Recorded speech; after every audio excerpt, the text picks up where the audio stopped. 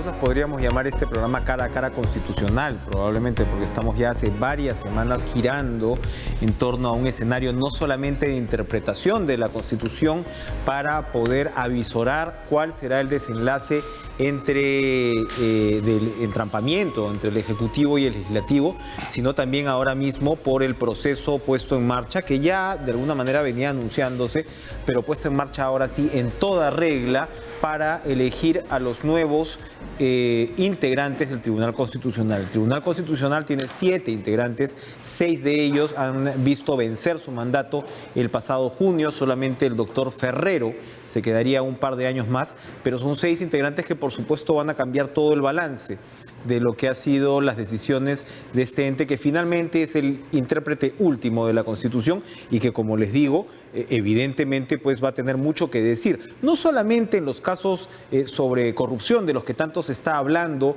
últimamente.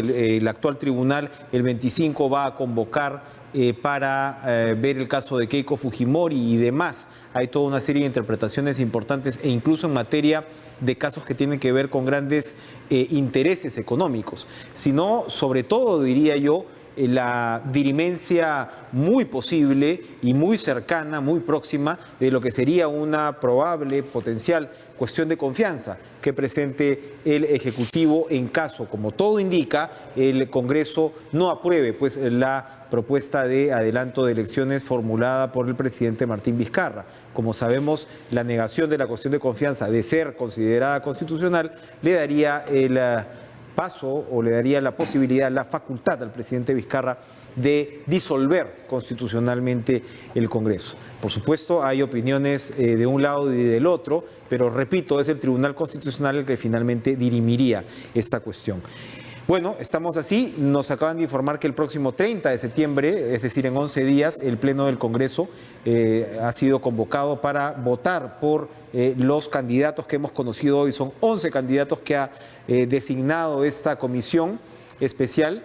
Y para conversar de esta crucial materia se encuentra con nosotros el doctor Óscar Urbiola, precisamente expresidente del Tribunal Constitucional. Doctor Urbiola, un gusto verlo. Gracias por estar con nosotros. Gracias por la invitación. Buenas noches. Lo primero, a ver, a mí me han dicho, no he logrado establecer los tiempos en cada uno de los casos, pero me han dicho que por lo general lo que ha ocurrido es que precisamente por la dificultad en el Congreso de alcanzar en este caso la mayoría absoluta, o sea, los 87 votos para designar a los candidatos, y no se ponen de acuerdo para casi nada, uno dice qué difícil tarea esta. Por lo general, me parece incluso solamente fue el tribunal presidido por Alba Orlandini el que fue rápidamente, digamos, removido luego o relevado, ¿no? Luego de que se cumplió su mandato. Por lo general se han quedado un año y medio más, precisamente por esta dificultad de llegar a consensos. ¿Eso ha sido así? Sí, efectivamente, y usted ha sido corto en indicar de que se han quedado un año y medio más. Ha habido el caso del magistrado Vergara Gotelli, que llegó más o menos a los 9 años y medio, casi 10, o sea, casi dobló. Casi dobló Y otros casos de 3 años. En mi caso he estado 2 años y 8 meses más allá del mandato, de vencido el que mandato. es una obligación además. Porque hubo algún magistrado que se quiso retirar o quiso renunciar, sí, ¿no? renunció, ¿no? Efectivamente renunció y hubo todo un problema, pero es un episodio que ya se ha superado. El caso es de que la ley orgánica del Tribunal Constitucional establece que los magistrados cuyo mandato vence deben mantenerse en funciones hasta que tome posesión el elegido por el Congreso. Y esta no es una prerrogativa en favor de los magistrados, para que se queden un tiempito más, no, es un mecanismo de seguridad para el sistema de control constitucional. Imagínese en un tribunal donde no hay accesitarios, no hay provisionales, no hay suplentes, son 7 magistrados y que están sujetos a un quórum y a una mayoría muy exigente. Que se queden con 2 o con -2 o -3, ya no hay la posibilidad. Ni siquiera como la Defensoría del Pueblo, donde hemos visto defensores como Beatriz Merino que se retiraron después de su periodo y tienes ahí, ¿no? A los reemplazos. Si el Congreso no cumple con la obligación de nombrar, el tribunal si no existiese esa disposición, se quedaría inoperativo. Y ya ocurrió esto con la destitución de los 3 magistrados, Aguirre Roca, Rey Terry y Boreo, en el año 97, ¿no? Bien, pero para tratar esta destitución que tuvo pues unos móviles casi dictatoriales en ese caso. Y además, Enrique, algo que me permite hacer una diferenciación de la crisis que hoy día se invoca con la crisis que ocurrió, muchos dicen el 2000. En realidad la crisis del 2000 se inicia en el 97, cuando se destituye a los 3 magistrados del tribunal como consecuencia de la sentencia que dictaron respecto a la ley de interpretación auténtica que permitía la re-reelección. Y ese fue, digamos, el principio del fin del régimen de Fujimori. Ahí empezó la crisis cuando que duró se mete 3 con años. el Tribunal Constitucional. Por lo tanto, no solo por duración, sino por la gravedad de la crisis. Esa crisis era realmente una crisis, y la que hoy día se menciona como crisis no es como tal. A propósito, me he estado acordando de Enrique Chirino Soto, pues porque finalmente en mi trabajo periodístico, porque él sustentó por un lado en la constituyente la cuestión de confianza, ¿no? Y la sustentó a prueba de balas, ¿no? O sea, se puede presentar en cualquier, pero lo nombro porque Chirino Soto fue lamentablemente pues quien sustentó también la destitución. Pero además Enrique, esa referencia en el diario de debate sobre lo que dijo Chirino Soto respecto a que se podía presentar por cualquier cosa, en cualquier momento y de cualquier forma, habría que interpretarla dentro de las competencias funcionales de cada poder del Estado. Obviamente, el Poder Ejecutivo puede presentar cuestión de confianza por lo que quiera dentro de sus funciones. Que se le acepten es otra cosa. Esa es otra cosa. Bien, volvemos al tema del TC. ¿Está bien que el Congreso, como estamos, en medio de un conflicto indudable con el Ejecutivo, con incertidumbre sobre cómo se va a resolver este conflicto, está bien, a pesar incluso de que hace 3 meses se haya vencido el plazo de los magistrados, es correcto que el Congreso apure la elección de sus relevos, tomando en cuenta que es el Tribunal Constitucional finalmente quien puede ser el árbitro final para dirimir, repito, esta contienda, esta tensión entre Senado, perdón, ya estoy en la bicameralidad, estoy en modo bicameral, me está traicionando el subconsciente, entre el Congreso y el Ejecutivo? Bueno, es importante señalar, Enrique, que en política es muy importante considerar el principio de oportunidad. Y creo que en nuestro país, sobre todo, cuando alguien se empeña en cumplir con la ley oportunamente, pueden atribuirle por qué el apuro. Y cuando a la inversa no lo hace en su debida oportunidad, ¿por qué la demora? Entonces estamos en esa situación de desconfianza que caracteriza la vida política y social actualmente. Vivimos en el mundo de la sospecha. Es importante señalar, Enrique, para la opinión pública que la ley orgánica del Tribunal Constitucional establece con mucha previsión que el proceso de elección de los magistrados del tribunal se inicia 6 meses antes del vencimiento del mandato. El presidente del tribunal está en la obligación de comunicar al Congreso el vencimiento. Y así lo hizo el doctor Blume. Incluso en este programa ha advertido el ojo, se nos acaba. Y lo hizo más que puntualmente, lo hizo en noviembre, cuando podía haberlo hecho todavía en diciembre. Lo hizo en noviembre, puntualmente. Y sin embargo, el Congreso, ya vencidos los 6 meses, nombró una comisión. En la ley orgánica estableció 6 meses antes para que, hecha la comunicación, recibida la comunicación, se debe nombrar la comisión y en esos 6 meses iniciar y cumplir, completar el proceso y tener a los reemplazantes ya para que el primer día en que vence el mandato se hagan cargo. Esa es la disposición legal, pero no se cumple, como no se cumplen muchas cosas en el país. De tal manera que si sumamos los 6 meses de preaviso, más los que han transcurrido después del vencimiento, estamos en 9 meses. Ya es en realidad uno de los periodos más cortos de incumplimiento, si los comparamos con los que usted ha mencionado. Y ya le dije que en el caso del doctor Juan Vergara Otegi, casi llegó a doblar el mandato. Entonces, eso de decir que por qué el apuro y que por qué el atraso es muy relativo, muy subjetivo, y lamentablemente la reacción del actual Congreso para recuperar el tiempo perdido coincide pues con una serie de circunstancias que lamentablemente están en ciernes en el tribunal y que permiten la especulación que se va a presentar de todas maneras. Pero yo confío que el tribunal y quienes lleguen al tribunal tienen que actuar con absoluta independencia para solamente resolver en función a lo que manda la Constitución y la ley. Vamos a ir a una pausa y regresamos con el doctor Óscar Urbiola para ver si pues, se va a poder llegar a estos 87 votos y cuál sería pues, la consecuencia de estas designaciones. Vamos a darle una lectura también a los candidatos. No se vayan.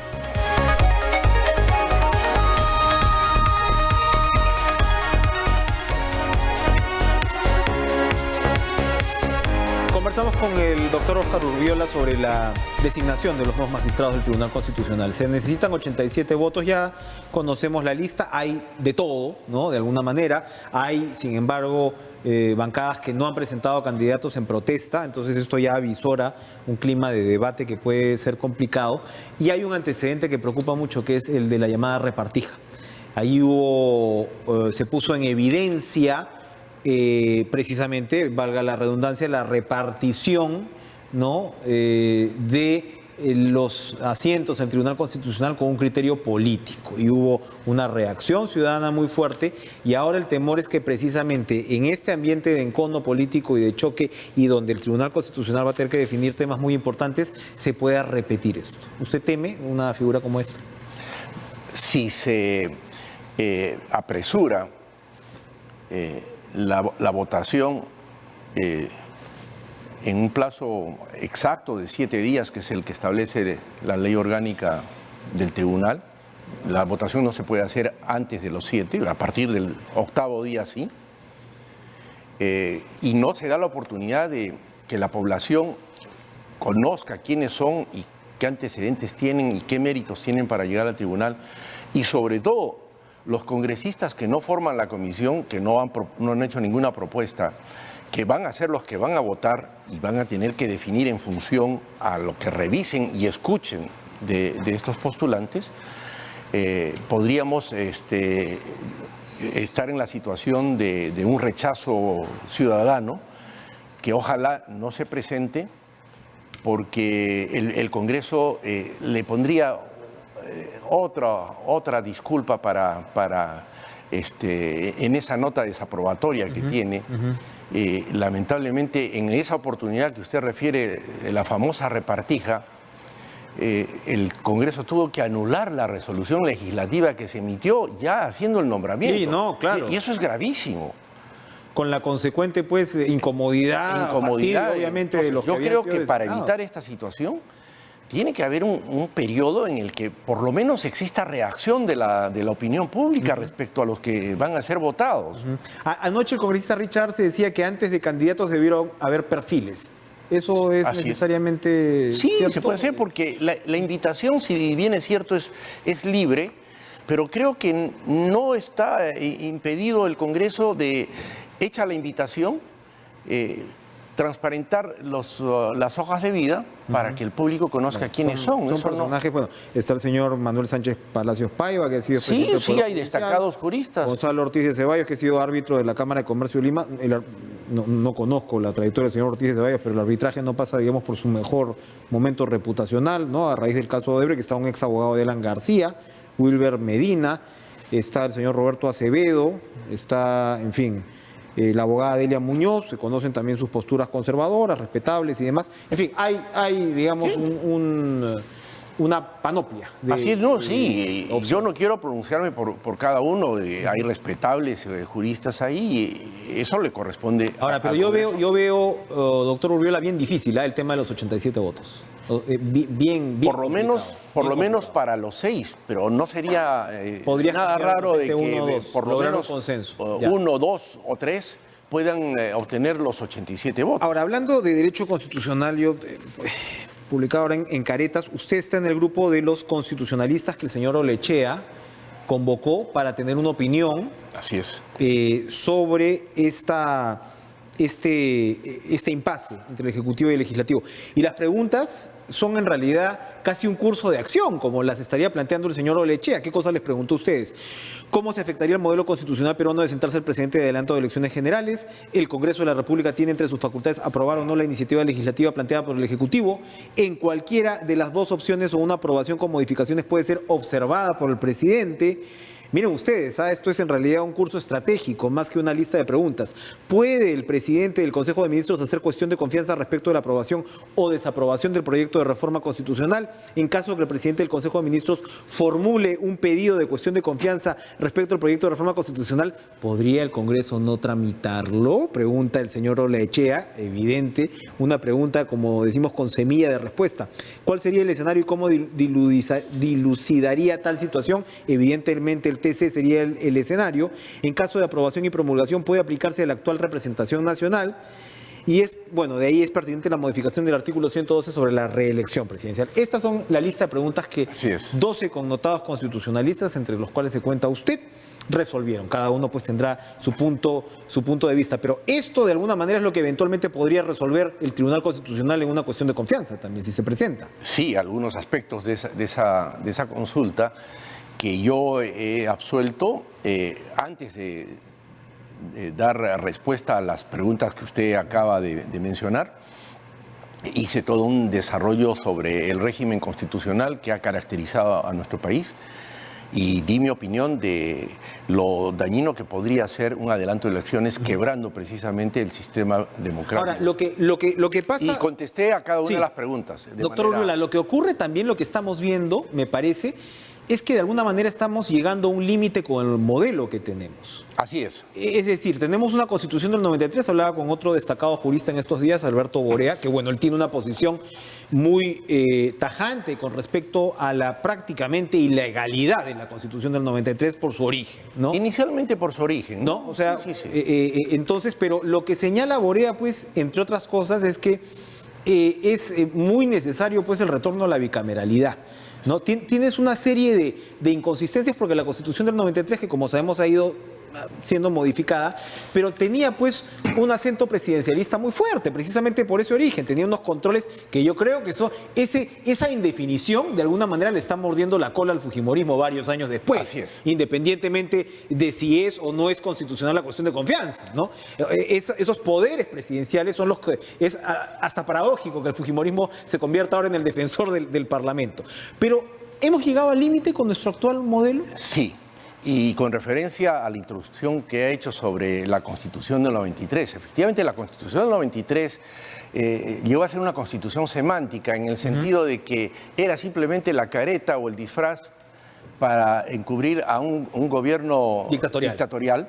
Tenía la virtud que la mantiene actualmente del capítulo económico, que realmente es lo mejor que inicialmente tuvo, y además todo lo relacionado a los derechos sociales, la constitucionalización de los tratados internacionales sobre derechos humanos y algunos aspectos relacionados, por ejemplo, al Tribunal Constitucional, exacto, que es superior a lo que contemplaba la Constitución del 79. Pero después, a partir del 2000, cuando hacemos la transición a la democracia, se empiezan a hacer una serie de reformas constitucionales, se elimina, por ejemplo, el habeas data respecto a los medios de comunicación, se elimina la reelección presidencial y a partir de ese momento hasta hace poco, las últimas reformas que hemos hecho, son cerca de 45 artículos que se han modificado en la Constitución. Muy bien, entonces queda mejoradita, pero evidentemente falta lo que falta. Y yo realmente... Voy a pedirle que vayamos a una pausa para que nos explique por qué sería necesario el retorno al modelo bicameral. Vamos a ir a una última pausa. No se vayan.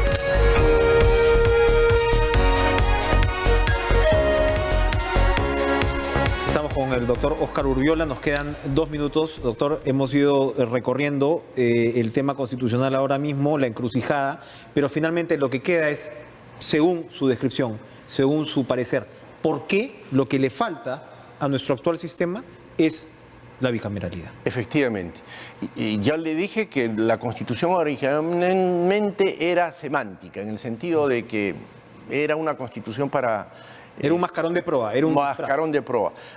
Después del 2000, con todas las reformas y una serie de instituciones como el Tribunal Constitucional, ya podemos hablar de una constitución normativa, porque tiene efectos concretos a través de todas las garantías y los procedimientos. Tenemos un buen código procesal constitucional, un tribunal constitucional que cumple su función, otros organismos autónomos. Por lo tanto, es una constitución normativa que requiere ser mejorada, obviamente.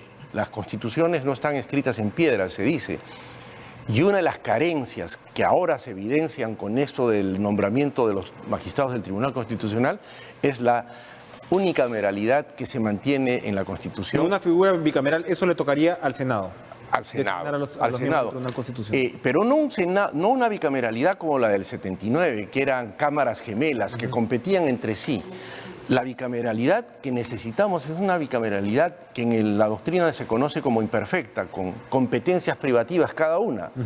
La Cámara Reflexiva, el Senado, estaría a cargo del nombramiento de los magistrados del tribunal, entre otras dignidades de la República, teniendo en cuenta que es una Cámara que estaría en cierta forma alejada del día a día y de la controversia política que es propia de una Cámara baja, porque ahí se fiscaliza, ahí se inicia el proceso legislativo y de representación. ¿Qué es lo que ahora está impidiendo que esta Cámara única pueda dedicarse a esta tarea tan importante de nombrar a los magistrados del tribunal? Por eso es que incurre en frecuentes incumplimientos de los nombramientos por plazos bastante prolongados. Y ese es el gran problema que tenemos actualmente. Y lo hemos visto en el completo despelote, por decirlo de alguna manera, de los últimos 3 años con respecto al fuero parlamentario. Muchas gracias, doctor Oscar Urriola, por acompañarnos. Enrique, a usted las gracias. Se nos ha terminado el tiempo. Sigan ustedes con Lucho Trizano, la información deportiva, y nos vemos mañana con más. Buenas noches.